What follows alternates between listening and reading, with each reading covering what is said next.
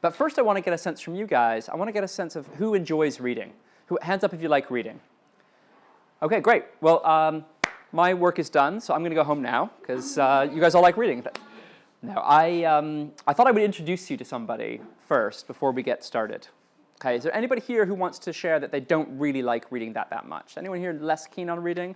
Yeah, a few of my people? Yeah, okay. So you guys are my people, okay? I thought I'd introduce you to somebody. Here he is. Who's that? Yeah. That is me. That is me when I'm about your age. That's me. You can tell from my accent I'm not from here originally. I grew up in Canada, and I went to, when I was about your age, I was at Pineland Public School, okay? And I would say, if somebody asked me, I would say this. I really, really didn't like reading, okay? When I was about 12 years old, I really didn't like reading. And I was what they called a reluctant reader, right? It wasn't like I couldn't read. You know, I could read, but I didn't enjoy it very much. And what I've found, and you guys may find this as well, is that when you don't enjoy something, you don't typically want to do it that often, right? We're all very competitive people, and we like to do things that we're good at, don't we? Like in sports, if you're good at a sport, you enjoy doing it. And then what happens is, the more you do that sport, or the more you practice at the instrument that you really like, the better you get, right? And they call that a virtuous circle. Whereas for me, I really didn't like reading very much, so I didn't really want to do it that often. And because I wasn't doing it that often, I wasn't getting any better at it. And I didn't feel like I could win at reading. And I like to win at things. So that's the experience that I had. I was what they called a reluctant reader.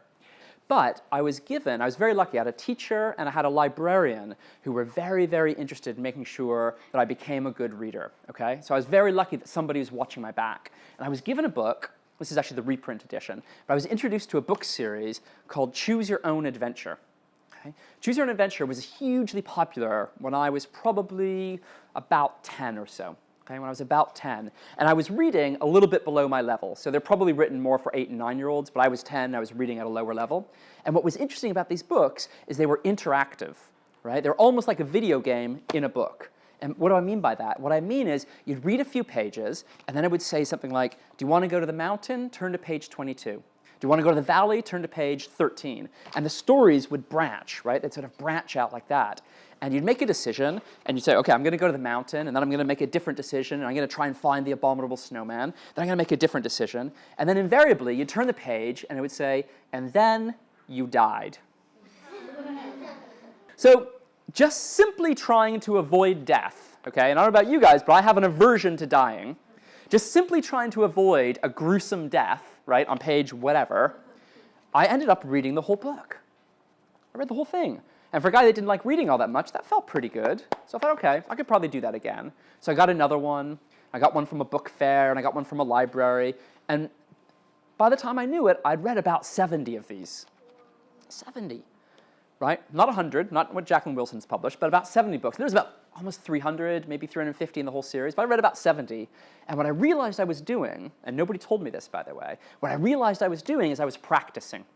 I was practicing at reading. Just like, you know, we know in sports, if you want to get better at a game, right? If you want to get better at a sport, you've got to practice. You've got to train.